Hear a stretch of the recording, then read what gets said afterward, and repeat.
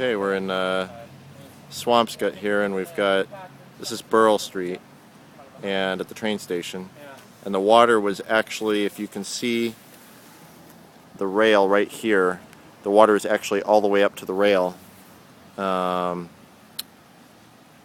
probably about 7 o'clock this morning, right? Yeah.